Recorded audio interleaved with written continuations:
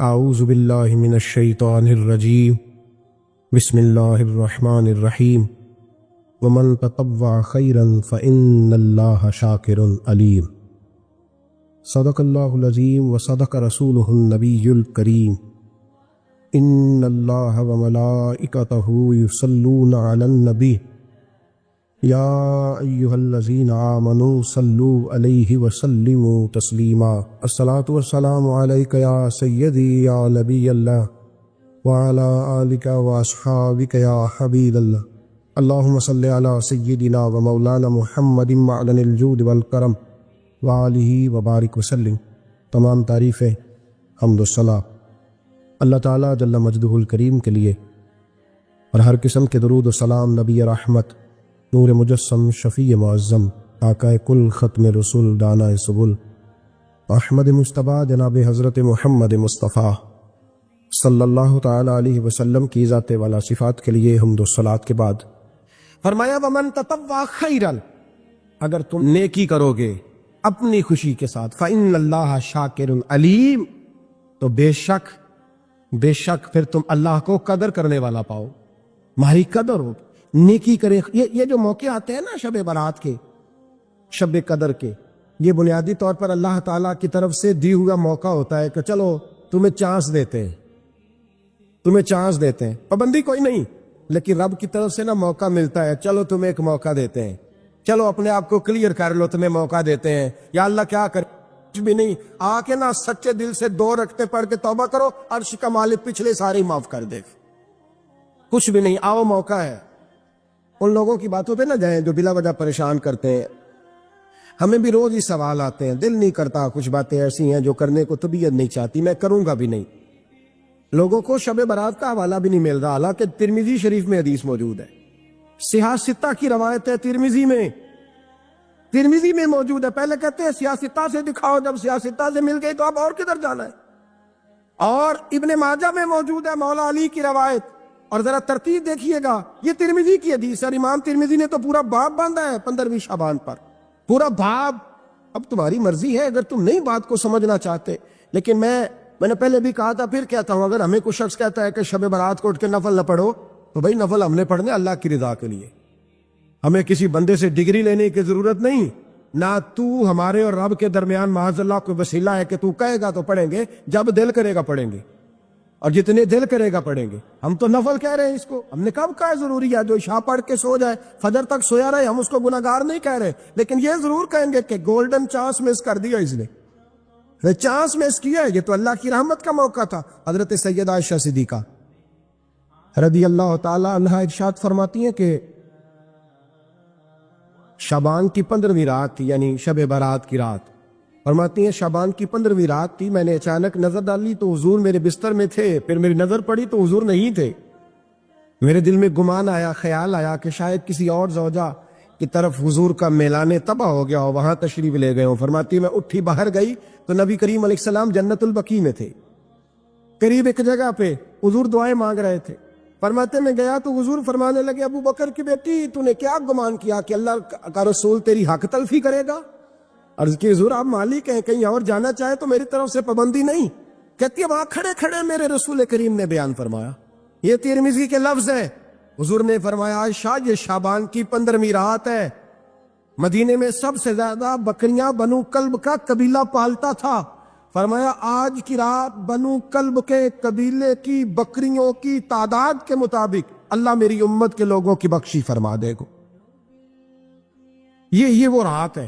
جناب عائشہ صدیقہ رضی اللہ تعالی عنہ نے بات رات کو سنی تنہائی میں نبی پاک سے، رات کو تنہائی میں حضور سے سنی، سویرے جناب عائشہ نے کل امت کو بتائی۔ اگر یہ بات اہمیت والی نہ ہوتی تو بی بی صاحبہ آگے روایت کرتی، یہ کتابوں میں آتی، یہ لوگوں کو بتاتی۔ حضرت عائشہ نے روایت کیا اور مولا علی شیر خدا نے تو کھل کے کہا، ابن ماجہ میں حضرت علی سے پیار کرنے والوں کے لیے الگ عنوان، مولا علی نے کھل کے فرمایا شعبان کی 15ویں رات کو رات عبادت کرنا اور سویرے روزہ رکھنا۔ حضرت علی کے لفظ بھائی نہیں سیاستہ میں، رات کو عبادت کرنا، دن کو روزہ رکھنا، ویسے تو رب کریم ہر روز تہجد کے وقت پہلے آسمان پر نزول اجلال فرماتا ہے اور لوگوں کو فرماتا ہے کوئی بخشش مانگنے والا؟ اور فرمایا ہر روز تہجد کے وقت یہ اعلان ہوتا ہے، پر شب برات کو نا شروع رات سے یہ اعلان شروع ہو جاتا ہے۔ ادھر دیکھو میری طرف، مغرب سے اعلان شروع ہو جائے گا۔ اللہ کرے آپ کو سمجھ آئے، اللہ کرے آپ کو، اور بھائی یہاں باہر لوٹ سیل لگ جائے، یہاں ابھی سیل لگ جائے، 5,000 والا جوڑا 1,500 میں، تو رش ختم ہوگا۔ اور بھائی اگر یہ لگ جائے، چلو یہ تو دور کی بات ہے نا، ہم تو لنگر والے لوگ ہیں، اگر لنگر کا اعلان ہو جائے یہ بڑا تگڑا ہے، بڑا تگڑا۔ ہمارے ہاں تو شادی کی روٹی کھلتی ہے تو لوگ آخری روٹی سمجھ کے کھاتے ہیں، یہ تو شاید اللہ ماشاءاللہ یہ آخری ہے، اس کے بعد نہ ملے گی۔ جب اعلان ہوتا ہے اور دعوت ہوتی ہے کہ کھلا ہے دکھاؤ، کیا حشر ہوتا ہے، کیا انداز ہے۔ مولا علی شیر خدا حدیث روایت کرتے ہیں، رنگ کیا فرمایا، باقی راتوں میں نا تھوڑا سا پیکج ہوتا ہے، تھوڑا سا، آخری حصے میں رات کے شب برات کو نا رات چڑھتے ہی اللہ پہلے آسمان پر جو اس کی شان کے لائق ہے نزول جلال فرماتا ہے، اور پہلا جملہ یہ فرماتا ہے کوئی معافی مانگنے والا؟ اللہ کرے آپ کو سمجھ آئے، یعنی معافی دینے والا کہہ رہا ہے چلو آؤ ادھر آؤ، ذرا معافی مانگو، میں معاف کرنے آیا ہوں، مانگو معافی۔ ہے کوئی معافی مانگنے والا؟ معاف کر دیں گے۔ اور آپ فرماتے ہیں ہے کوئی رزق مانگنے والا؟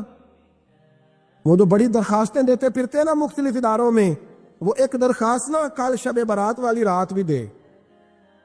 اللہ کرے آپ کو سمجھ آئے۔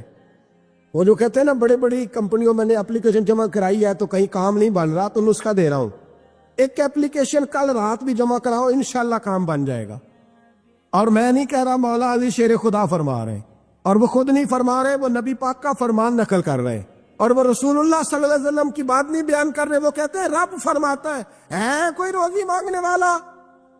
سارے سیٹھوں نوابوں جاگیرداروں کے پاس جا جا کے تھک گئے ہو، ایک دن میرے کہنے پر، ایک رات، ایک دیہڑی، ذرا شب برات والی لگا کے تو دیکھو۔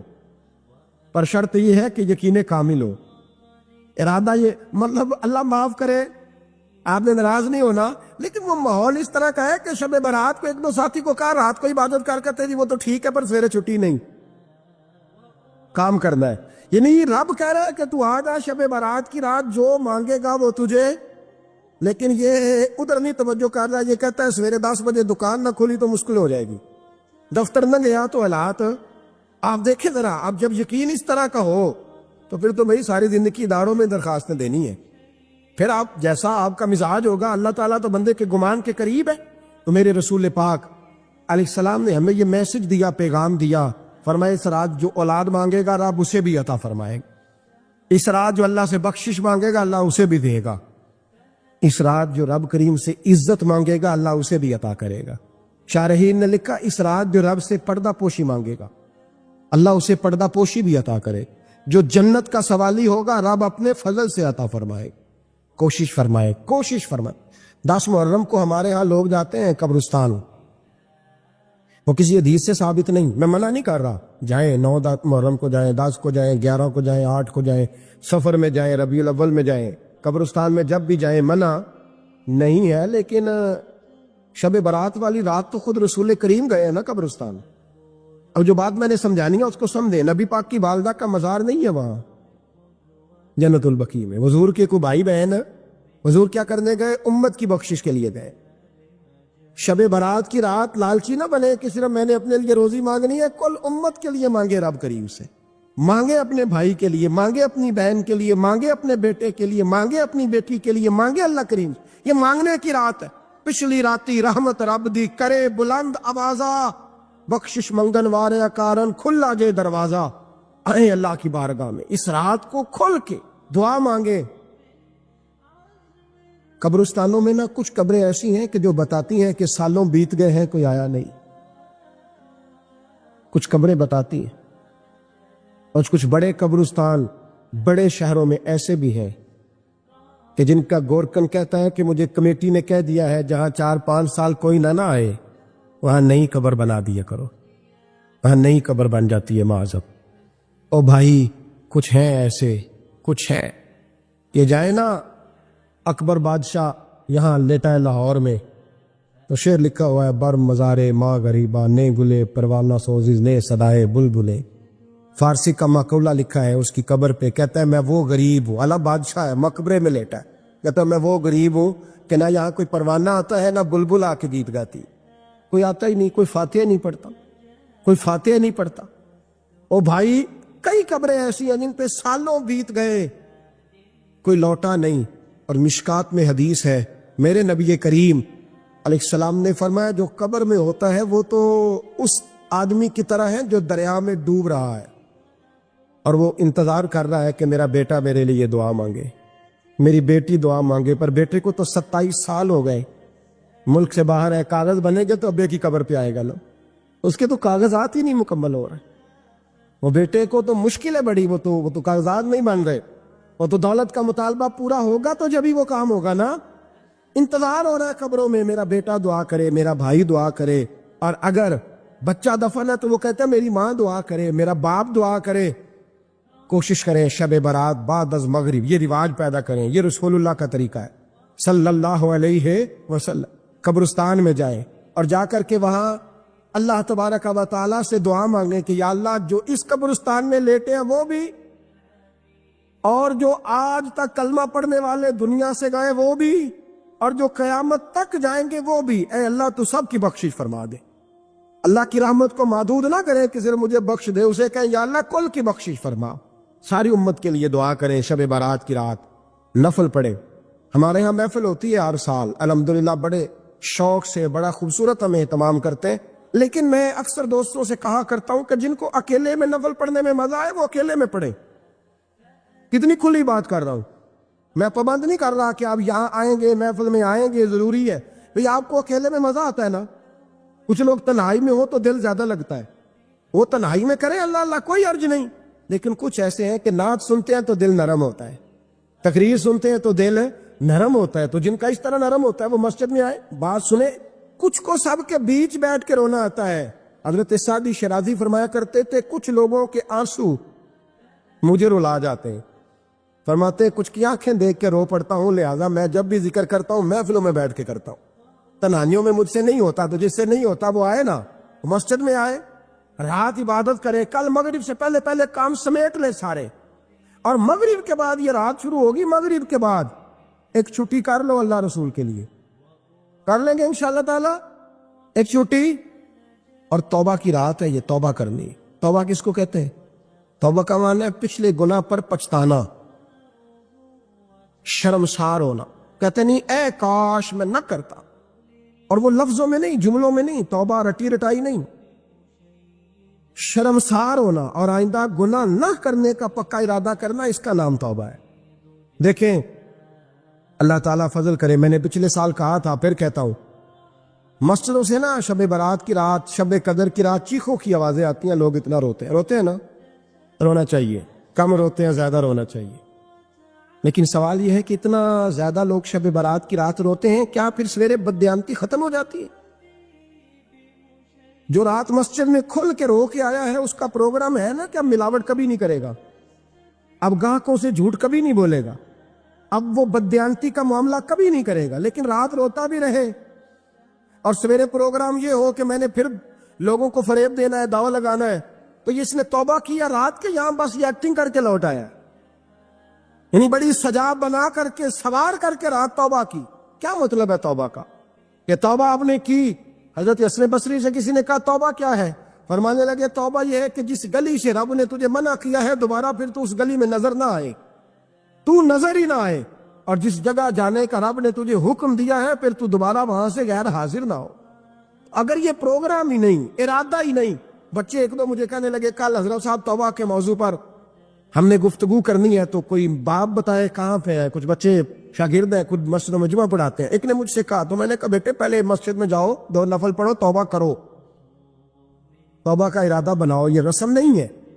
وہ ناز خان بھی تو توبہ کر لینا جو شب برات کے دن لوگوں کو توبہ کرانے آیا ہے اور 25,000 کا سودا کر کے آیا ہے، تو آج اس کام سے تو توبہ کرنا، یہ نوٹ پھکوانے سے تو توبہ کرنا، یہ رسم ہے، ساری رات توبہ توبہ توبہ توبہ، یہ کیا معنی ہے اس کا؟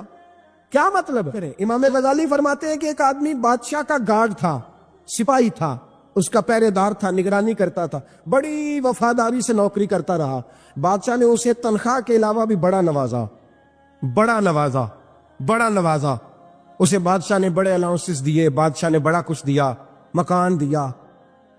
کچھ سالوں کے بعد بادشاہ کو پتا چلا کہ یہ میرے لیے نہیں آتا تھا، اس کی تو میری کنیز پر نظر تھی، اس نے تو رات کی ڈیوٹی اس لیے لگوائی تھی کہ کنیز پر نظر تھی۔ تو امام فرماتے ہیں کہ بتاؤ پھر وہ بادشاہ اس کے ساتھ کیا سلوک کرے گا، وہ کیا سلوک کرے گا؟ تو لوگ کہنے لگے حضور لگتا یہ ہے کہ وہ نا 4-5 حصوں میں کاٹ کے تو کتوں کے آگے پھینکے گا۔ آپ فرمانے لگے میرا رب تو بڑا ہی قریب ہے، وہ تو ایسے نہیں کرتا، لیکن بتلاؤ اگر اسے پتا چلے کہ یہ رسم کے لیے آیا ہے، اس کی تو نظر ہی مال پہ ہے، یہ تو سویرے بدلے گا نہیں، یہ تو دھوکہ دے رہا ہے، یہ تو توبہ کرنے آیا ہی نہیں، اس نے تو ڈھونگ رچایا ہے، اسے تو پہلے سے خبر ہے، تو پھر تم کیا امید رکھتے ہو، پھر کیا رویہ رکھتے ہو؟ شب برات کی رات دھاڑے مار مار کے رونا اور صبح اسی طرح دھوکہ دینا، اسی طرح فریب کرنا، اسی طرح جھوٹ بولنا، اسی طرح بددیانتی کرنا، اسی طرح لوگوں کو لوٹنا، تو یہ رسم نہیں ہے توبہ۔ توبہ تو بدل جانے کا نام ہے، توبہ تو پھر سنور جانے کا نام ہے۔ توبہ تو اس طرح ہے جس طرح حضرت ابراہیم ابن ادھم نے کی تھی، وقت کے بادشاہ تھے بادشاہ، جب توبہ کی تو پھر ہر چیز چھوڑ دی، پھر مال لوگوں میں بانٹ دیا اور پھر ٹاٹ کا لباس پہن کر زندگی گزاری۔ لوگوں نے کہا حضور یہ تبدیلی ہے، فرمایا تبدیلی نہیں، یہ میری توبہ ہے، یہ میری توبہ ہے۔ جب توبہ کی تو پھر بدل کے کی، جب توبہ کی تو پھر تبدیل کیا آپ نے۔ یہ کیا توبہ ہوئی؟ ساری رات روتے رہے، سویرے دکان پہ جا کے پھر قسم اٹھائی کہ مجھے تو پڑتا ہی 11,000 کا ہے، یہ توبہ ہے؟ تو آپ نے اور میں نے توبہ کرنی ہے تو انشاءاللہ تعالیٰ اس طرح کرنی ہے کہ پھر 15ویں شعبان کو بدل جائے۔ اور مجھے پتا کیوں یہ شب برات کیا لگتا ہے، مجھے کبھی کبھی یوں لگتا ہے کہ رب فرماتا ہے کہ رمضان سے 15 دن پہلے ہی پکی سچی توبہ کر لے، تیاری کر، پاک صاف ہو جا، تاکہ جب رمضان آئے نا تو پھر تجھے پاک ہونے کی ضرورت نہ پڑے، بس پھر تو آتا جائے اور میں تیرے اوپر رحمت نچھاور کرتا جاؤ۔ بس تو پہلے ہی تیاری کر، 15 دن پہلے، 14 دن پہلے تیار ہو جا۔ کل رات اپنے آپ کو ذہنی طور پر تیار کریں، بچوں کو تیار کریں، گھروں کو تیار کریں۔ اب جب مہمان آتے ہیں نا بڑا کچھ کرتے ہیں، شب برات آئے تو مصلی ایک دفعہ دھویا کریں، ایک دفعہ مصلی دھویا کریں۔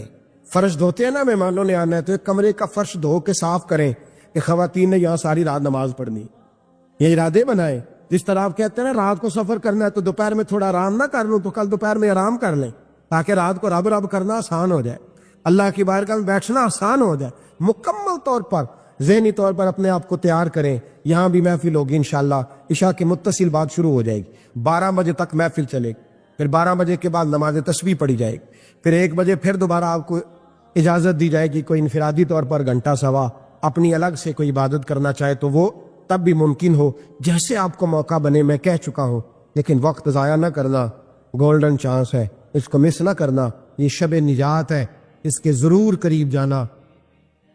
کچھ چیزیں ضروریات ہوتی ہیں اور کچھ چیزیں انسان کا شوق ہوتی، کچھ چیزیں ایسی ہوتی ہیں جو آپ اپنے گھر والوں کو اس لیے فراہم کرتے ہیں کہ ان کی ضرورت ہے، کھانا پینا، رہنے کے لیے مکان دینا، پہننے کے لیے کپڑا دینا، یہ ان کی ضرورت ہے۔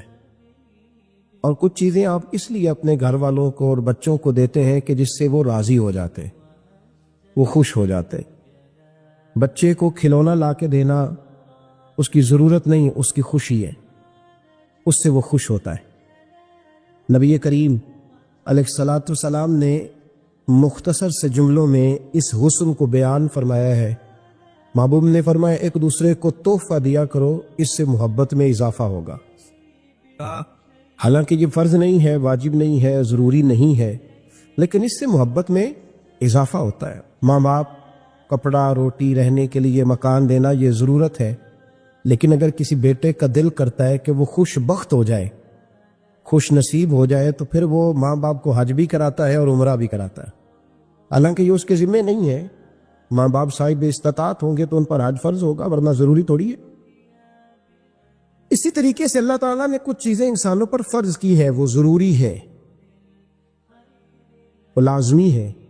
روزہ رکھنا فرض ہے، نہ رکھنے والا کبیرہ گناہ کا ارتکاب کرے گا۔ رمضان کے روزے، زکوٰۃ دینا 2.5% ضروری ہے، کسی نے نہ دی تو نبی پاک علیہ السلام نے فرمایا خشکی اور تری میں تیرا جتنا مال تلف ہوتا ہے، ضائع ہوتا ہے، وہ زکوٰۃ صحیح نہ دینے کی وجہ سے ہوتا ہے، ورنہ تمہیں نقصانات نہ ہوتے۔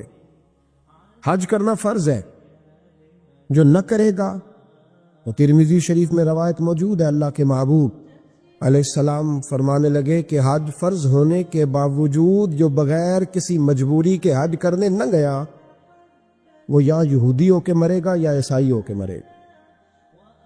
کیوں نہیں گیا؟ کیا وجہ تھی؟ تو کچھ چیزیں فرض ہے، نہ کرنے والا سخت مجرم ہے، لیکن کچھ چیزیں انسان کی خوشی ہے کہ وہ کرتا ہے۔ 2.5% زکوٰۃ ہے، لیکن اگر کسی کا روز دل کرے کسی غریب کی مدد کرنے کو، روز دل کرے، ضروری نہیں اس پر، اس کا مال ہے، نہ خرچ کرے، لیکن اگر روز وہ دے گا تو میرے نبی پاک علیہ السلام فرماتے ہیں فرشتے روزانہ اٹھ کے دعا مانگتے ہیں کہ یا اللہ سخی تیرے راستے میں دیتا جائے تو سخیوں کو دیتا جا۔ اگر خوب کرے گا صدقہ تو خیرات تو ایک کے بدلے اللہ 700 گنا اجر عطا فرمائے گا۔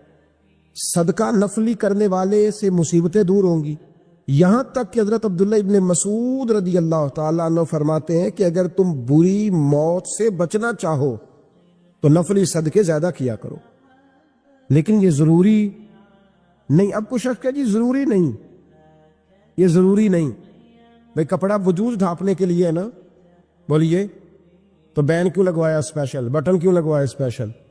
وہ ٹھیک ہے، جس طرح ایک بوری ہوتی ہے تو ٹاٹ بنا کے پہن لیتا کہ بدن چھپانا مقصود ہے نا، لیکن بندہ عجیب لگے، اس کا کپڑا پہننے کا طریقہ ہی ٹھیک نہ ہو تو حسن قائم نہیں رہتا۔ درخت بڑا شاندار ہو پر پیارا ٹہنیوں سے لگتا ہے، پھل پھول ہو تو وہ ذرا اچھا لگتا ہے۔ فرض خوبصورت تب بنتے ہیں جب ان کے ساتھ نفل بھی شامل ہو جاتے ہیں، جب کچھ خیر کے کام بھی انسان کرتا ہے۔ قرآن مجید کے دوسرے پارے میں سے جو جملے میں نے قرآن پاک کے تلاوت کیے، رب کریم نے ایک عجیب بات ارشاد فرمائی، باقی نیکیوں کا ثواب بیان کیا جاتا ہے، یہاں اللہ کریم نے فرمایا وَمَن تَطَوَّعَ خَيْرًا، فرمایا جو اپنی خوشی سے نیکی کرے، جو اپنی خوشی سے نیکی، بات دل کر رہا ہے میرا آج نیکی کرنے کو۔ دیکھیں قرآن مجید کا انداز تربیت، فرمایا وَمَن تَطَوَّعَ خَيْرًا فَإِنَّ اللَّهَ شَاكِرٌ عَلِيمٌ، جو اپنی خوشی سے نیکی کرے گا فَإِنَّ اللَّهَ شَاكِرٌ، تو بے شک وہ رب کو بڑا ہی قدر کرنے والا پائے گا۔ جو خوشی سے نیکی کرے گا باقیوں پہ ثواب ملا، اور جس نے خوشی سے نیکی کی اللہ اس کی قدر کرے گا، اللہ اس کی فَإِنَّ اللَّهَ شَاكِرٌ عَلِيمٌ، اور بے شک وہ اللہ کو قدر کرنے والا اور جاننے والا پائے گا۔ اللہ کو پتہ ہے، یعنی جب آپ نفلی نیکی کریں گے تو اس کی قدر ہوگی، اس کا پیار ہوگا۔ ضروری تو نہیں نا کہ بھائی نے جو دولت کمائی ہے وہ اپنے بھائی کو دے، اس کی اپنی ہے، نہ دے تو شریعت منع نہیں کرتی، لیکن اگر وہ دے گا تو بھائی احسان مند رہے گا کہ نہیں، خوشی ہوگی کہ نہیں۔ کچھ کام نفلی بھی کرنے چاہیے۔ ہمارے ہاں اب نفل کام کے لیے اس زیادہ بات اس لیے نہیں کی جاتی کہ فرض نہیں لوگ ادا کرتے، طبیعت نہیں ہماری، ہم مطلب ان کاموں میں زیادہ الجھ گئے ہیں جو غیر ضروری تھے۔ ضروری کاموں سے ہم نکلتے چلے جا رہے ہیں۔ مطلب اعلان ہوتا ہے مسجد میں کہ عشاء کی نماز ہو گئی ہے، اب محفل ہونے لگی ہے، لہذا سارے لوگ آ جاؤ۔ یہی نماز فرض تھی وہ ہو گئی ہے، اب محفل ہونے لگی ہے، تو محفل ضروری تھی کہ نماز ضروری ہے؟ تو اعلان کیا ہو رہا ہے کہ مشکل کام گزر گیا ہے، اب آسان رہ گیا، لہذا لوٹ آؤ۔ تو لوگ مطلب جس طرح کچھ لوگ ہواؤں میں زندہ رہتے ہیں، اس طرح لوگ زندہ ہیں ہواؤں میں، خوابوں کی دنیا میں وقت گزار رہے ہیں۔ روزی دینی ہے اللہ نے، اور سب سے مشکل کام لوگوں نے اللہ کے راستے میں خرچ کرنا بنا لیا۔ انسان کا ساری دنیا سے تعلق ٹوٹ جائے تو خرابی نہیں ہوتی، لیکن اگر اس کا اللہ رسول سے رشتہ کمزور ہو جائے تو حالات بگڑ جاتے ہیں۔ لیکن ساری دنیا سے لوگ رشتے بناتے رہتے ہیں، فجر کے وقت سوئے رہتے ہیں، ظہر کے وقت کام لگے رہتے ہیں، عصر کے وقت واک کرتے ہیں، عشاء اور مغرب وہ برگر کھانے میں گزر جاتی ہے۔ تو بھئی جن سے زیادہ کام ضروری تھا وہاں تو تم نے توڑ دیا۔ نوافل نفل کام، اس کا حسن ہے، اس کا ایک وقار ہے، اس کی ایک خوبصورتی ہے، اس کے اندر ایک توانائی ہے، ایک اس کے اندر خاص وقار ہے۔ میرے نبی کریم علیہ الصلوۃ والسلام نے ارشاد فرمایا فجر کی نماز پڑھ کے مصلی پہ بیٹھے رہا کرو، اگر ہو سکے تو کچھ مجبوری نہ ہو تو مصلی پہ رکا کرو، فجر پڑھ لی، فرض ادا ہو گئے، حضور جائیں، فرمایا وہ تمہیں اجازت ہے، لیکن اگر رکو گے، اللہ کے ذکر میں، تلاوت میں، عبادت میں، درود پاک میں لگ جاؤ گے، رکو گے، سورج نکلنے تک رکے رہو گے، 2 رکعت اشراق اور 2 رکعت نماز چاشت ادا کرو گے تو رب کریم تمہیں 2 حج اور 2 عمرے کا ثواب عطا فرمائے گا۔ شرط یہ ہے کہ رکو، شرط یہ ہے کہ رکو، تھوڑا وقت دو، مصلی پہ ٹھہرو، تھوڑا یہاں وقت دو۔ لیکن چوک اور چوراہوں میں کئی گھنٹے وقت گزارنے والی قوم مسجدوں سے بھاگتی ہے، نفل کام کرنا، خوشی سے کرنا، یہ دقت محسوس ہوتی ہے۔ یعنی وہ کام جن میں نفس کو راحت ہوتی ہے وہ تیزی سے لوگ کرا لیں گے، تیزی سے۔ میں کوئی دوستوں سے محبت کرتا ہوں تو کبھی کبھی کچھ باتیں ان سے پوچھتا رہتا ہوں پیار کے ساتھ، ازراہ محبت۔ ایک سنگی بڑی دیر کھڑا رہا تصویریں بنانے کے لیے، تو پھر وہ ہم اکٹھے نماز پڑھنے کے لیے ایک جگہ پہ پہنچے تو نماز اس نے اتنی تیزی سے پڑھی کہ میں پوری کوشش کر کے بھی اس کے ساتھ مل نہیں پا رہا تھا، پتہ نہیں وہ کیا پڑھ رہا تھا، اللہ ہی بہتر جانتا ہے۔ میں نے اس سے بعد میں کہا کہ یار کم از کم تو رکوع سے اٹھنے کے لیے اتنی دیر تو صحیح کھڑا ہو جتنی دیر تو فوٹو کھنچانے کے لیے کھڑا ہوتا ہے، یعنی تصویر کے لیے تو دیکھتا ہے صحیح کھڑا ہو کہ نہیں، آنکھ میری ٹھیک ہے، اور تو رکوع سے کھڑا ہوا، تو نے سوچا ہی نہیں کہ میں رب کی بارگاہ میں ہوں۔ یعنی کیمرے کی آنکھ کے لیے تجھے سجنا آتا ہے، عرش کے رب کی بارگاہ کے لیے تجھے سورنے کا طریقہ ہی نہیں آتا، یہ خبر ہی نہیں کہ میں کہاں کھڑا ہوں، میرا معیار کیا ہونا چاہیے۔ یعنی اگر کپڑے برے پہنے ہو تو لوگ تصویر نہیں بنواتے، کہتے ہیں بری آئے گی اور نماز پڑھ لیتے ہیں، اللہ قبول کرنے والا ہے۔ تو نے تو فوٹو تک قبول نہیں کی۔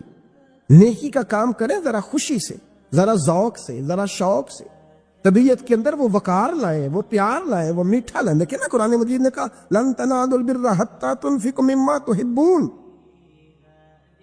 اگر تم چاہتے ہو نا کہ نیکی کے بلند سٹیٹس تک جاؤ، معیار بنے، تو پھر جو چیز تمہیں زیادہ پیاری ہے وہ اللہ کے راستے میں خرچ کرو۔ جو چیز، یہ قرآن مجید نے کہا ہے، جو چیز تمہیں زیادہ پیاری ہے وہ اللہ کے راستے میں، یعنی پیاری چیز، پیاری اللہ کی راہ میں خرچ کرو جو تمہیں محبوب ہے۔ حضرت عبداللہ ابن عمر فرماتے ہیں کہ میں بیٹھا تھا جب یہ آیت نازل ہوئی تو ایک صحابی آئے، عرض کرنے لگے حضور میرا باغ ہے، اور یا رسول اللہ میں نے بس مجھے پیار ہو گیا اس زمین سے، میں نے سجایا ہے، میں نے سنوارا ہے، میں نے ہاتھوں میں رمبا پکڑ کر، کدال پکڑ کر میں نے اس کی آبیاری کی ہے حضور، میں اپنے ہاتھوں سے پتے کاٹتا رہا ہوں، جڑی بوٹیاں تلف کرتا رہا ہوں، حضور دنیا دیکھنے آتی ہے میرا باغ۔ لیکن محبوب رب کریم فرماتے ہیں پیاری چیز اللہ کے راستے میں خیرات کرو۔ تو یا رسول اللہ جو مجھے بڑا پیارا ہے، میں تو اپنے بچوں کو نہیں دوڑنے دیتا تھا کہیں پتے نہ توڑیں، حضور مجھے بڑا پیارا ہے، میں پیش کرتا ہوں، اسے قبول کر لیں، اس لیے کہ جو چیز زیادہ سونی ہو وہ سونے رب کی بارگاہ میں پیش کرنی چاہیے، اس لیے کہ وَمَن تَطَوَّعَ خَيْرًا فَإِنَّ اللَّهَ شَاكِرٌ۔ یہاں کیا حال ہے، یہاں مزاج عجیب ہو گیا، جب آپ کا وہ مزاج نہیں رہے گا، وہ انداز نہیں رہے گا، وہ کرم نہیں رہے گا۔ مجھے بڑی اچھی بات یاد ہے، حضرت شیخ محی الدین ابن عربی رحمۃ اللہ علیہ کے حالات میں پڑھ رہا تھا، بڑا بچپن کا زمانہ تھا، تو میں پڑھتے پڑھتے کتاب استادوں کے پاس لے گیا، میں نے کہا استاد جی یہ مجھے کچھ سمجھ نہیں آ رہی، بزرگ کیا لکھ گئے؟ تو کہنے لگے اس کو بند کر، میں تمہیں بتاتا ہوں۔ میں نے کہا حضور کیا؟ فرمانے لگے وہ بتانا یہ چاہ رہے ہیں کہ اگر تم جوانی کے سونے لمحات، خوبصورت جملے، خوبصورت وقت اللہ کے راستے میں دے دو گے نا تو رب تمہیں وفادار دوست عطا فرمائے گا۔ اگر تم اپنے کردار کو خوبصورت رکھو گے، میلا کچیلا گدلا نہیں ہونے دو گے۔ یہ جو موقع آتے ہیں نا شب برات کے، شب قدر کے، یہ بنیادی طور پر اللہ تعالیٰ کی طرف سے دی ہوا موقع ہوتا ہے کہ چلو تمہیں چانس دیتے ہیں، پابندی کوئی نہیں، لیکن رب کی طرف سے نا موقع ملتا ہے، چلو تمہیں ایک موقع دیتے ہیں، چلو اپنے آپ کو کلیئر کر لو، تمہیں موقع دیتے ہیں۔ یا اللہ کیا کرے؟ کچھ بھی نہیں، آ کے نا سچے دل سے 2 رکعتیں پڑھ کے توبہ کرو، عرش کا مالک پچھلے ساری معاف کر دے۔ ان لوگوں کی باتوں پہ نہ جائیں جو بلا وجہ پریشان کرتے ہیں، لوگوں کو شب برات کا حوالہ بھی نہیں مل رہا، حالانکہ ترمذی شریف میں حدیث موجود ہے، سیاستہ کی روایت ہے ترمذی میں۔ پہلے کہتے ہیں سیاستہ سے دکھاؤ، جب سیاستہ سے مل گئی تو اب اور کدھر جانا ہے؟ اور ابن ماجہ میں موجود ہے مولا علی کی روایت. اور ذرا ترتیب دیکھیے گا, یہ ترمذی کی حدیث ہے. امام ترمذی نے تو پورا باب باندھا ہے 15ویں شعبان پر, پورا باب. اب تمہاری مرضی ہے اگر تم نئی بات کو سمجھنا چاہتے. لیکن میں نے پہلے بھی کہا تھا, پھر کہتا ہوں, اگر ہمیں کوئی شخص کہتا ہے کہ شب برات کو اٹھ کے نفل نہ پڑھو, تو بھائی نفل ہم نے پڑھنے اللہ کی رضا کے لیے. ہمیں کسی بندے سے ڈگری لینے کی ضرورت نہیں. نہ تو ہمارے اور رب کے درمیان معاذ اللہ کو وسیلہ ہے کہ تو کہے گا تو پڑھیں گے, جب دل کرے گا پڑھیں گے, اور جتنے دل کرے گا پڑھیں گے. ہم تو نفل کہہ رہے ہیں اس کو. ہم نے کب کہا ضروری ہے جو عشاء پڑھ کے سو جائے فجر تک سویا رہے, ہم اس کو گناہگار نہیں کہہ رہے, لیکن یہ ضرور کہیں گے کہ گولڈن چانس مس کر دیا اس نے, چانس مس کیا ہے. یہ تو اللہ کی رحمت کا موقع تھا. حضرت سیدہ عائشہ صدیقہ رضی اللہ تعالی عنہا ارشاد فرماتی ہیں کہ شعبان کی 15ویں رات تھی, یعنی شب برات کی رات. فرماتی ہیں شعبان کی 15ویں رات تھی, میں نے اچانک نظر ڈالی تو حضور میرے بستر میں تھے. پھر میری نظر پڑی تو حضور نہیں تھے. میرے دل میں گمان آیا, خیال آیا کہ شاید کسی اور زوجہ کی طرف حضور کا میلان تباہ ہو گیا ہو, وہاں تشریف لے گئے ہو. فرماتی میں اٹھی باہر گئی تو نبی کریم علیہ السلام جنت البقیع میں تھے, قریب ایک جگہ پہ حضور دعائیں مانگ رہے تھے. فرماتے میں گیا تو حضور فرمانے لگے, ابو بکر کی بیٹی تو نے کیا گمان کیا کہ اللہ کا رسول تیری حق تلفی کرے گا؟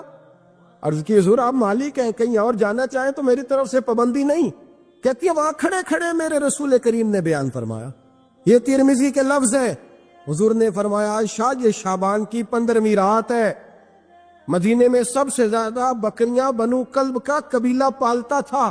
فرمایا آج کی رات بنو کلب کے قبیلے کی بکریوں کی تعداد کے مطابق اللہ میری امت کے لوگوں کی بخشی فرما دے. یہ وہ رات ہے. جناب عائشہ صدیقہ رضی اللہ تعالی عنہ نے بات رات کو سنی تنہائی میں نبی پاک سے, رات کو تنہائی میں حضور سے سنی. سویرے جناب عائشہ نے کل امت کو بتائی. اگر یہ بات اہمیت والی نہ ہوتی تو بی بی صاحب آگے روایت کرتی, یہ کتابوں میں آتی, یہ لوگوں کو بتاتی. حضرت عائشہ نے روایت کیا اور مولا علی شیر خدا نے تو کھل کے کہا ابن ماجہ میں, حضرت علی سے پیار کرنے والوں کے لیے الگ عنوان. مولا علی نے کھل کے فرمایا شعبان کی 15ویں رات کو رات عبادت کرنا اور سویرے روزہ رکھنا. حضرت علی کے لفظ بائی نہیں سیاستہ میں, رات کو روز عبادت کرنا, دن کو روزہ رکھنا. ویسے تو رب کریم ہر روز تہجد کے وقت پہلے آسمان پر نزول اجلال فرماتا ہے اور لوگوں کو فرماتا ہے کوئی بخشش مانگنے والا. کیا انداز ہے مولا علی شیر خدا حدیث روایت کرتے ہیں, رنگ کیا. فرمایا باقی راتوں میں نا تھوڑا سا پیکج ہوتا ہے, تھوڑا سا آخری حصے میں رات کے شب برات کو نا رات چڑھتے ہی اللہ پہلے آسمان پر جو اس کی شان کے لائق ہے نزول اجلال فرماتا ہے, اور پہلا جملہ یہ فرماتا ہے کوئی معافی مانگنے والا. اللہ کرے آپ کو سمجھ آئے. یعنی معافی دینے والا کہہ رہا ہے چلو آؤ ادھر, آؤ ذرا معافی مانگو, میں معاف کرنے آیا ہوں. مانگو معافی. ہے کوئی معافی مانگنے والا, معاف کر دیں گے. اور آپ فرماتے ہیں ہے کوئی رزق مانگنے والا. وہ جو بڑی درخواستیں دیتے پھرتے ہیں نا مختلف اداروں میں, وہ ایک درخواست نا اور شب برات والی رات بھی دے. اور میں نہیں کہہ رہا مولا علی شیر خدا فرما رہے, اور وہ خود نہیں فرما رہے, وہ نبی پاک کا فرمان نقل کر رہے, اور وہ رسول اللہ صلی اللہ علیہ وسلم کی بات نہیں بیان کر رہے. وہ کہتے ہیں رب فرماتا ہے کوئی روزی مانگنے والا. سارے سیٹھوں, نوابوں, جاگیرداروں کے پاس جا کے تھک گئے ہو, ایک دن میرے کہنے پر, ایک رات, ایک دیہڑی ذرا شب برات والی لگا کے تو دیکھو. تو میرے رسول پاک علیہ السلام نے ہمیں یہ میسج دیا, پیغام دیا. فرمائے اس رات جو اولاد مانگے گا رب اسے بھی عطا فرمائے. اس رات جو اللہ سے بخشش مانگے گا اللہ اسے بھی دے گا. اس رات جو رب کریم سے عزت مانگے گا اللہ اسے بھی عطا کرے گا. شارحین نے لکھا اس رات جو رب سے پردہ پوشی مانگے گا اللہ اسے پردہ پوشی بھی عطا کرے. جو جنت کا سوالی ہوگا رب اپنے فضل سے عطا فرمائے. کوشش فرمائے. 10 محرم کو ہمارے ہاں لوگ جاتے ہیں قبرستان. وہ کسی حدیث سے ثابت نہیں, میں منع نہیں کر رہا, جائیں 9 محرم کو جائیں, 10 کو جائیں, 11 کو جائیں, 8 کو جائیں, سفر میں جائیں, ربیع الاول میں جائیں, قبرستان میں جب بھی جائیں, منع نہیں ہے. لیکن شب برات والی رات تو خود رسول کریم گئے ہیں نا قبرستان. اب جو بات میں نے سمجھانی ہے اس کو سمجھیں. نبی پاک کی والدہ کا مزار نہیں ہے وہاں جنت البقیع میں. حضور کے کو بھائی بہن حضور کیا کرنے گئے؟ امت کی بخشش کے لیے گئے۔ شب برات کی رات لالچی نہ بنے کہ صرف میں نے اپنے لیے روزی مانگنی ہے، کل امت کے لیے مانگے، رب کریم سے مانگے، اپنے بھائی کے لیے مانگے، اپنی بہن کے لیے مانگے، اپنے بیٹے کے لیے مانگے، اپنی بیٹی کے لیے مانگے۔ اللہ کریم یہ مانگنے کی رات ہے۔ پچھلی راتی رحمت رب دی کرے بلند آوازہ، بخشش منگن وارے کارن کھلا جے دروازہ۔ آئے اللہ کی بارگاہ میں اس رات کو کھل کے دعا مانگے۔ میرے عزیز دوست، کچھ لوگوں نے یہ سمجھ لیا ہے کہ دین صرف نماز روزے کا، حج زکوٰۃ کا، شب برات کی عبادت کا، اس کا نام ہے، حالانکہ ایسا نہیں ہے۔ دین کے میں نے جیسے کہ عرض کیا کہ دو بنیادی شعبے ہیں، ایک حقوق اللہ اور ایک حقوق العباد۔ یہ جو حقوق اللہ کا معاملہ ہے نا، آپ کو نماز دن میں 5 وقت آ کر کے پڑھنی ہے۔ حج تو زندگی میں ایک دفعہ فرض ہے، لیکن اگر لوٹ کے آتا بھی ہے تو سال میں ایک دفعہ آتا ہے۔ لیکن یہ جو آپ کا حقوق العباد کا معاملہ ہے، یہ تو ہر وقت کا ہے۔ آپ اگر جوان ہیں تو پھر آپ کا ماں باپ کے ساتھ حقوق کا تعلق ہے، بہن بھائیوں کے ساتھ تعلق ہے، شادی شدہ ہیں تو میاں بیوی کے حقوق آپس میں شروع، صاحب اولاد ہو گئے تو اب آپ کے اولاد کے حقوق ذمے آ گئے، آپ اگر کارخانہ دار ہیں تو مزدوروں کے حقوق ہیں، اگر آپ استاد ہیں تو شاگردوں کے حقوق ہیں، اگر آپ شیخ ہیں تو مریدوں کے حقوق ہیں، اگر آپ مرید ہیں تو شیخ کے حقوق۔ تو حقوق کے ساتھ تو ہر وقت انسان کا آپس کے اندر یہ سلسلہ جاری رہتا ہے۔ اب معاملات کو صاف رکھنا، لین دین کی چیزوں کے اندر اپنے آپ کو کھلا رکھنا، خیانت سے، جھوٹ سے، دغے سے، دھوکے سے، فریب سے اپنے آپ کو پاک رکھنا، دین اس کے اوپر بہت ہی زیادہ زور دیتا ہے، بہت ہی زیادہ۔ مسلم شریف میں حدیث ہے، نبی پاک صلی اللہ تعالی علیہ وسلم نے صحابہ سے پوچھا تھا، مسلم بخاری دونوں میں، کہ بتاؤ مفلس کون ہوتا ہے، غریب کون ہوتا ہے؟ تو لوگوں نے وہی بات عرض کی جو عرض کرنے کا موقع تھا اور انسانی فہم کے عقل کے قریب بات تھی۔ عرض کی یا رسول اللہ صلی اللہ تعالی علیہ وسلم، جس کے پاس مال و دولت نہ ہو مفلس ہوتا ہے؟ تو حضور نے فرمایا نہیں، میری امت میں تو مفلس وہ ہوں گے جو نماز، روزے اور زکوٰۃ کے ساتھ قیامت والے دن آئیں گے۔ یعنی وہ مفلس ہوں گے جو نماز، زکوٰۃ، روزے کے ساتھ قیامت کے دن آئیں گے، لیکن ان کے مفلس ہونے کی وجہ یہ ہوگی کہ انہوں نے دنیا میں کسی کو گالی دی ہوگی، کسی پر تہمت لگائی ہوگی، کسی شخص کا حق دبایا ہوگا، کسی کو تکلیف دی ہوگی، کسی کو مارا ہوگا، حالانکہ ان کے پاس نماز بھی ہے، روزہ بھی ہے، زکوٰۃ بھی ہے، لیکن چونکہ انہوں نے حقوق العباد ضائع کیے، اب ان کی کمزوری کا یہ عالم ہوگا کہ وہ جو نیکیاں کما کے لائے تھے وہ ان لوگوں کو دے دی جائیں گی جن پر انہوں نے ظلم کیا تھا۔ اور اگر پھر بھی ان کے ظلم بچ گئے، نیکیاں دینے کے باوجود ابھی بھی ان کی زیادتیاں باقی رہیں، تو حضور فرماتے ہیں پھر ان مظلوموں کی جو خطائیں ہوں گی وہ ان ظالموں کے کھاتے میں ڈال دی جائیں گی۔ تو یہ بہت ساری نیکیاں لانے کے باوجود مفلس رہ جائیں گے۔ تو یاد رکھیں کہ حقوق اللہ کا معاملہ اپنی جگہ پہ وہ بڑا سخت ہے۔ اب ہمارے ہاں یہ ہوتا ہے کہ توازن نہیں قائم رکھا جاتا۔ کچھ لوگ تو ایسے ہیں جو سمجھتے ہیں نماز پڑھ لی ہے، میں نے روزہ رکھ لیا ہے، اب باقی میں ولی اللہ ہو گیا ہوں، میں حق نہ بھی ادا کروں۔ اور کچھ معاذ اللہ اس طرح کے ہیں جو کہتے ہیں کہ نماز کی تمہیں پڑھی ہے، باقی کام تو بھائی آپ نماز کو بھی ہلکا نہیں سمجھ سکتے، یہ رب کی عبادت ہے۔ آپ اللہ کی بارگاہ میں جھکنے کو معمولی بات سمجھتے ہیں؟ آپ توازن قائم رکھیں گے، نماز پڑھیں گے تو وہ بھی پورے ذوق کے ساتھ پڑھیں گے، عبادت کریں گے تو پوری توجہ کے ساتھ کریں گے، نفل ادا کریں گے تو پورے انہماک کے ساتھ، شوق کے ساتھ، ذوق کے ساتھ۔ قرآن پاک سے آپ مکمل پیار کریں گے، محبت کریں گے، خلوص کے ساتھ پڑھیں گے۔ لیکن حقوق العباد کا معاملہ، اس کا بھی پورا خیال رکھا جائے گا۔ یہ دیکھیں نا، کچھ چیزوں کا تعلق عظمت کے ساتھ ہوتا ہے اور کچھ چیزوں کا تعلق ضرورت کے ساتھ ہوتا ہے۔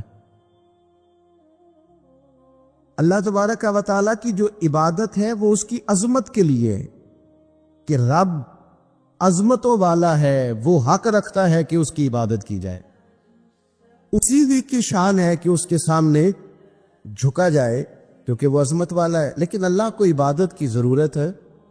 ساری دنیا کے مرد حضرت جنید بغدادی بن جائیں, باجزید بستامی بن جائیں, ساری دنیا کے مرد نیک پارسا متقی بن جائیں, اور ساری دنیا کی عورتیں رابعہ بصری بن جائیں, تو پھر بھی رب کی شان میں کوئی اضافہ تو نہیں نہ کر سکتے. اور سارے مکر جائیں معاذ اللہ کہ ہم نے عبادت نہیں کرنی, تو اس کی شان میں کوئی کمی کر سکتے نہیں.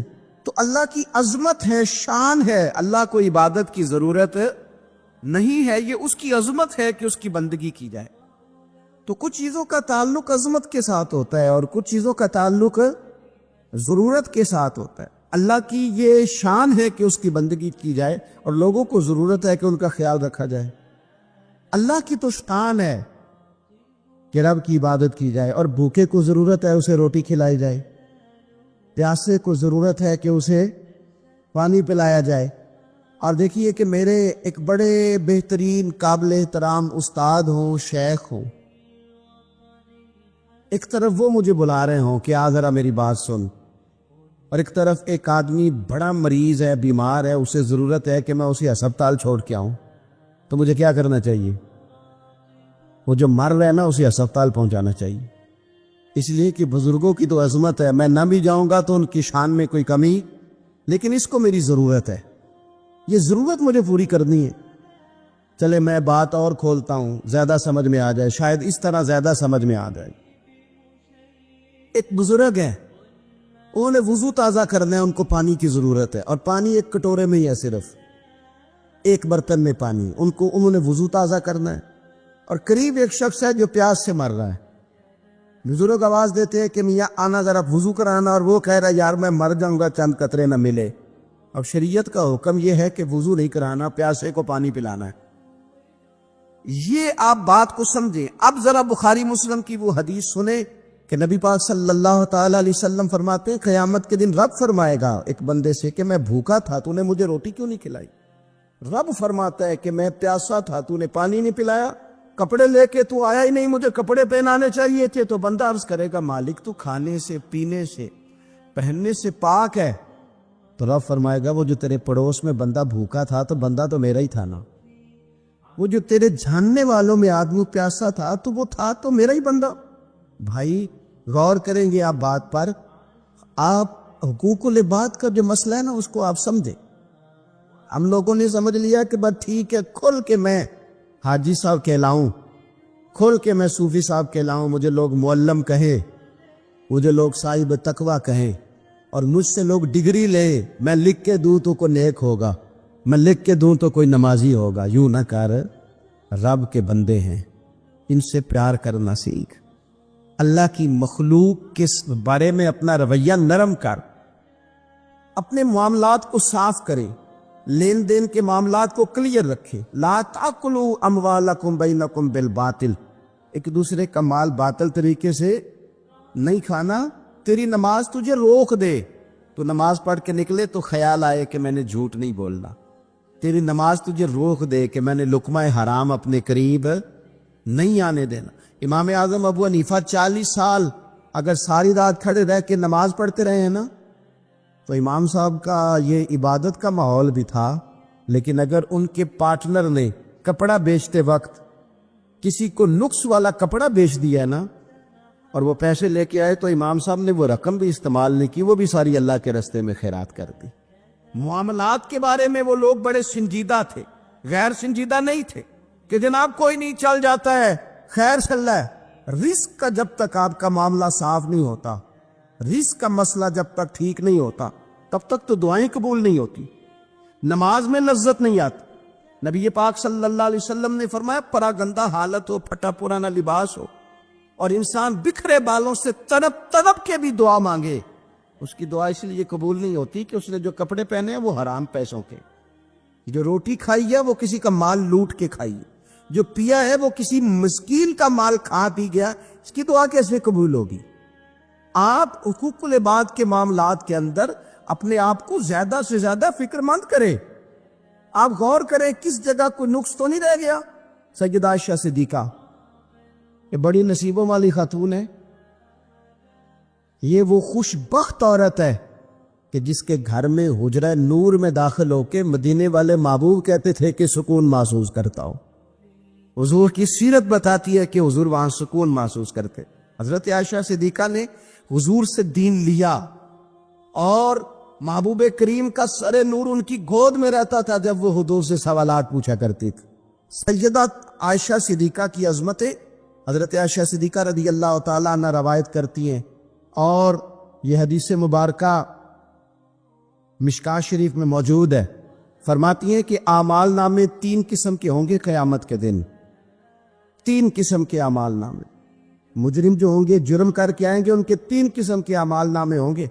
فرماتی ہیں میں نے نبی پاک صلی اللہ علیہ وسلم سے سنا کہ 3 قسم کے لوگوں کے اعمال نامے ہوں گے. ایک وہ لوگ ہوں گے، وہ والا معاملہ ہوگا جو رب کا بندوں کا عقیدے کے ساتھ ہے.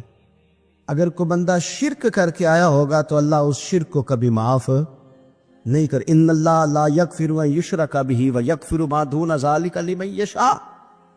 بے شک اللہ معاف نہیں کرے گا کہ اس کے ساتھ شرک کیا جائے، باقی وہ اس کے علاوہ جس کو چاہے گا اپنے فضل سے معاف فرما دے گا. تو ایک تو یہ اعمال نامہ قیامت کے دن ہوگا، جو مشرک ہوگا اسے معاف نہیں کیا جائے گا. اور دوسرا سیدہ عائشہ صدیقہ رضی اللہ تعالیٰ عنہ فرماتی ہیں کہ نبی پاک علیہ السلام نے فرمایا ایک معاملہ ہے حقوق العباد کا، بندوں کا بندوں کے ساتھ معاملہ. کسی نے کسی کی ذلت کر دی، رسوائی کر دی، مال دبا لیا، تانا دیا، تکلیف دی. فرمایا یہ دوسرا اعمال نامہ ہے، یہ بھی رب اتنی دیر تک معاف نہیں کرے گا جب تک بندہ بندے کو معاف نہیں کرے گا، یہ معاف نہیں کیا جائے گا. اور تیسرا فرمایا معاملہ اللہ اور بندوں کا ہے، عبادت کا معاملہ ہے، نماز کا معاملہ ہے، روزے کا معاملہ ہے. فرمایا اس میں رب بڑا کریم ہے، اپنے فضل سے فیصلہ کرے گا، چاہے تو آزاد دے اور چاہے تو اپنے فضل سے بندوں کو معاف فرما دے، چاہے تو اپنے فضل سے معاف کر دے. 3 قسم کے معاملات قیامت میں ہوں گے. حقوق العباد کے معاملے کو درمیان میں بیان کیا گیا. ہم نہ جذبات کا، احساسات کا خیال رکھنا چھوڑتے جا رہے ہیں. مجھے اپنی روٹی عزیز ہے، میں باہر سے آیا ہوں اور میں نے آ کے گھر کے اندر تلخ باتیں شروع کر دی، سخت جملے کسنا شروع کر دیے کہ میں باہر سے آیا ہوں، میرے لیے کھانا نہیں پکا. میں نے یہ دیکھا ہی نہیں کہ شاید پکانے والا بیمار ہی نہ ہو، یہ میں نے پوچھا ہی نہیں کہ جو گھر کے اندر تھا وہ کسی تکلیف میں نہ ہو. میں نے یہ احساس ہی پیدا نہیں کیا کہ میں نے بڑی سخت باتیں اپنی والدہ سے کر دی، اپنی اہلیہ سے کر دی، اپنی بہن سے، اپنے والد سے کر دی، لیکن ان کے بارے میں نے یہ تصور ہی نہیں کیا کہ احساسات کس قسم کے ان کے ہوں گے. حقوق العباد کے مسئلے میں نا ہم لاپرواہ ہو گئے، لاپرواہ. حقوق العباد کے معاملے میں اپنے آپ کو سمجھائے، قائل کرے، نماز ذوق سے پڑھے، نماز شوق سے پڑھے، نماز توجہ سے پڑھے، اسے کبھی ہلکا نہ جانے. لیکن یاد رکھ لیں نماز میرا اور رب کا معاملہ ہے، رب کا اور میرا معاملہ ہے. ہو سکتا ہے وہ اس معاملے میں معافی دے دے، لیکن جس کو اس نے میری ماں بنایا ہے نا، اس نے کہا ہے میں نے تیری جنت تیرے ماں کے قدموں کے نیچے رکھی ہے. اس کو میرا باپ بنایا ہے، اس کے تعلق سے مجھے حساس ہونا چاہیے، مجھے اپنے دوستوں کے تعلق سے احساس ہونا چاہیے. ہم دائیں بائیں احساس ہیں اور بڑی بڑی لمبی باتیں کرتے ہیں، بڑی بڑی لمبی بڑی بڑی کہانیاں. کچھ لوگ تو ایسے پکے نمازی ہیں کہ وہ کسی اور کو نمازی ماننے کو تیار ہی نہیں. ایسے پکے حاجی ہیں کہ دنیا میں ذرا بڑی حاجی ہے، دوسرا کوئی ہے نہیں. کچھ مطلب میں اس طرح کے لوگوں کو میں ذمہ داری سے کہہ رہا ہوں جی، میں میری طرح کے مولوی کہتے ہیں فلانا بندہ بے شرع ہے. جی آپ باشرع ہیں؟ کہتے ہاں میں نے داڑھی تو رکھی ہوئی ہے نا. داڑھی کا نام ہی صرف شرع نہیں، سچ بولنے کا نام بھی شرع ہے، حلال کھانا بھی شرع ہے، حقوق العباد کا لحاظ کرنا بھی شرع. یہ کیا بات ہوئی کہ آپ نے 2 4 5 چیزوں کو آپ نے اپنا لیا رکھا، میں دیندار ہوں باقی سارے بے دین ہیں. آپ ماحول کا خیال کریں، حقوق العباد کے تعلق سے ذمہ داریوں کا احساس کریں اور بڑی جلدی آپ چیزوں کو سمجھیں. میں یہ کرنا چاہ رہا تھا کہ آپ کو ہر آدمی کا احساس کرنا ہے، ہر آدمی، اور حقوق العباد کے تعلق سے آپ کو چیزوں کو سمجھنا ہے، اس پر آپ کو غور کرنا. اب سنگی یہاں میں خانقاہی آدمی ہوں، دوست یہاں آتے ہیں، کچھ دوست مجھے ایسے بھی آ کے کہتے ہیں کہ سب ایک ہفتہ آپ کے ساتھ رہنا ہے. میں کہتا ہوں بات آپ کی ٹھیک ہے، لیکن میرے بزرگ فرمایا کرتے تھے کہ کسی کو بھی رکھنا ہے تو پہلے اس کے گھر کے حالات کا جائزہ لے کے رکھنا ہے. ویسے اس کو رکھنا کیوں کہ گھر میں اماں بیمار ہو اور بیٹا پیر صاحب کے دروازے پہ جھاڑو دے رہا ہو، گھر میں والد بیمار ہو اور بیٹا جناب وہ تبلیغ کرنے گیا ہو، گھر کے اندر بیوی اس پریشانی میں ہو کہ میں دوائی لینے کس کے ساتھ جاؤں، زچہ مچہ کے مسئلے چل رہے ہیں، اور صاحب کہے کہ میں جہاد کے لیے گیا ہوا ہوں، تو بخاری شریف سنیں نا آپ، مسلم شریف سنیں، نبی پاک صلی اللہ تعالی علیہ وسلم نے فرمایا کسی عورت کے لیے کسی مرد کے پاس تنہا جانا اتنی دیر تک جائز نہیں جب تک اس کا اپنا محرم ساتھ نہ ہو. یعنی وہ ڈاکٹر کے پاس بھی اندر اکیلے جائے گی تو اپنا محرم ساتھ لے کے، بھائی ہو، بیٹا ہو، شوہر ہو، کوئی ہو، جائز نہیں. اور فرمایا سفر کرنا بھی اس کے لیے جائز نہیں جب تک کہ اس کا محرم ساتھ ہو. یہ سفر کا معاملہ بھی بڑا عجیب ہے. عمرے کے لیے لوگ مسئلہ پوچھ لیتے ہیں کہ عورت بغیر محرم کے جا سکتی ہے، میں نے کہا جی نہیں جا سکتی. حج کے لیے بغیر محرم کے جا سکتی ہے، جی نہیں جا سکتی. لیکن عورت کے لیے صرف حج عمرے میں محرم شرط نہیں، وہ پنڈی بھی بغیر محرم کے نہیں جا سکتی، وہ ملتان بھی بغیر محرم کے نہیں جا سکتی. وہ جتنا سفر ہو نا 3 دن کا، جس سے انسان مسافر بنتا ہے، وہاں وہ شادی پہ بھی بغیر محرم کے نہیں جا سکتا.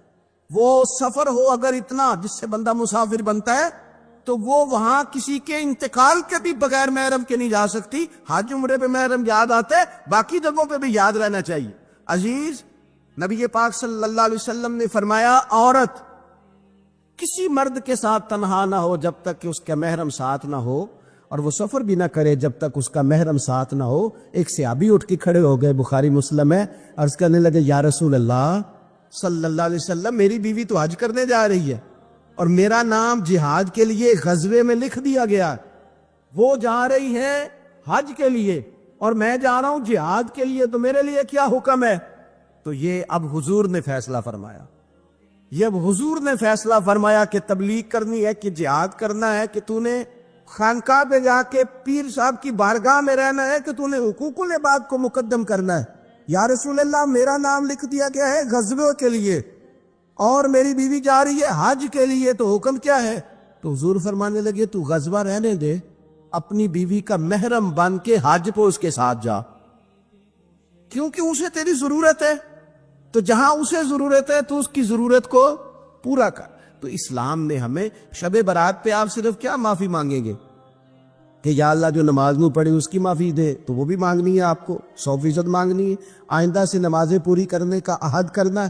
لیکن میرے بھائی، جو آپ نے حقوق العباد ضائع کیے ہیں ان کی بھی آپ کو معافی مانگنی ہے، اور سامنے والے سے معافی لینی ہے راضی کر کے، بندوق کے زور پہ نہیں. کیا آپ ٹیلی فون کر کے کہیں میں نے میسج لکھا تھا تو آپ نے جواب کیوں نہیں دیا، رپلائی کیوں نہیں کیا؟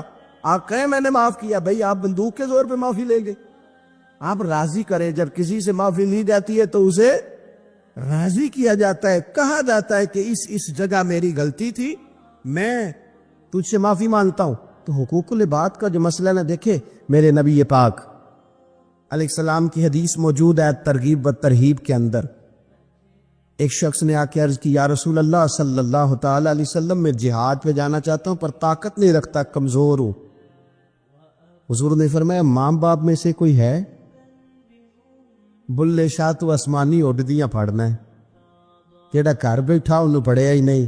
ماں باپ میں سے کوئی ہے؟ یا رسول اللہ میری والدہ زندہ ہے. تو نبی پاک علیہ السلام نے فرمایا گھر جا کے اس کی خدمت کر.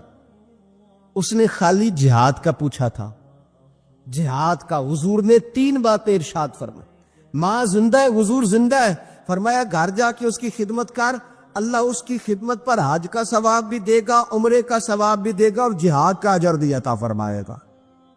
تو نے ایک بات پوچھی ہے، تجھے 3 چیزوں کا ثواب ملے گا. شرط یہ ہے کہ ماں کے قدموں سے جڑ جا، جا کے اسے راضی کر، جا اس کی نوکری کر، جا کے ماں کی خدمت کر، اس کے پاس بیٹھ، اس کے دل کو مطمئن کرنے والا وقت اسے دے.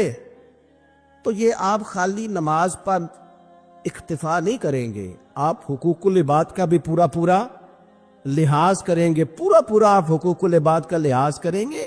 حقوق العباد ہر جگہ آپ کے ذمہ، آپ کے شیخ کے بھی حقوق ہیں، استاد کے بھی حقوق. یہ کیا بات ہوئی کہ مان بھی لیا، کہہ بھی لیا، غلامی کر بھی لی، دعویٰ بھی کر لیا، اور پھر کیا بات ہوئی؟ پیار بھی کرنا اور کچا کرنا اور تھوڑا کرنا اور یہ کہ پھر اس میں کمزور پڑنا اور پھر اس کے اندر جو ہے وہ اس طرح کر کے کمزوری لانا، یہ کوئی آئین وفاداری نہیں ہے، یہ کوئی طریقہ پھر درست نہیں ہے۔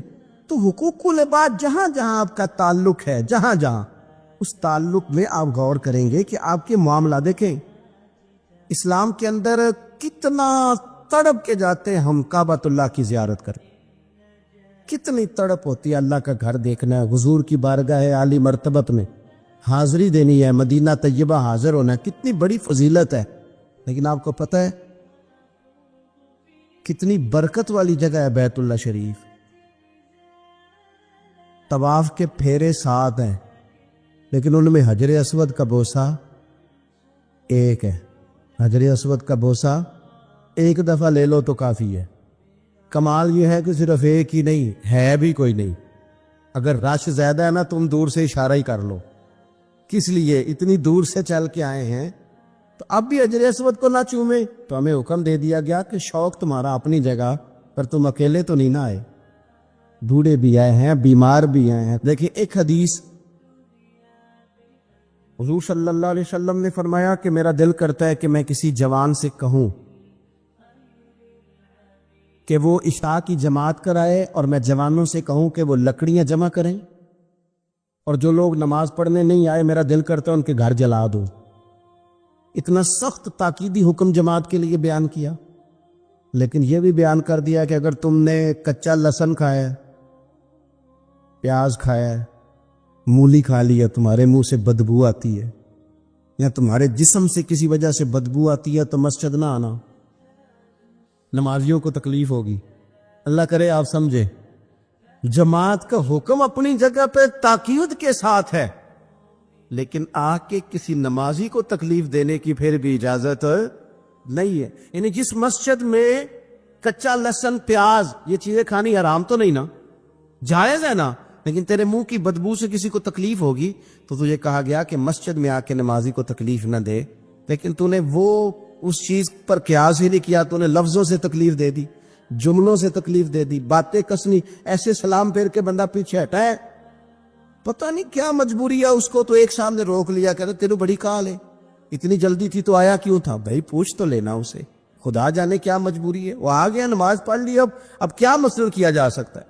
اس طرح نہ کرے۔ وہ کسی نے کہا تھا میرا اس شہر عداوت میں بسیرا ہے جہاں لوگ سجدوں میں بھی لوگوں کا برا سوچتے ہیں، لوگ سجدوں میں بھی لوگوں کا برا سوچتے ہیں۔ تو آپ کے جو حقوق العباد کے معاملات ہیں اس میں صرف نماز روزے کی گواہی ہی قابل قبول نہیں ہے، حقوق العباد کا مسئلہ بڑا ضروری ہے۔ آپ کے لین دین کے معاملات کس طرح کے ہیں، یہ معاملہ بڑا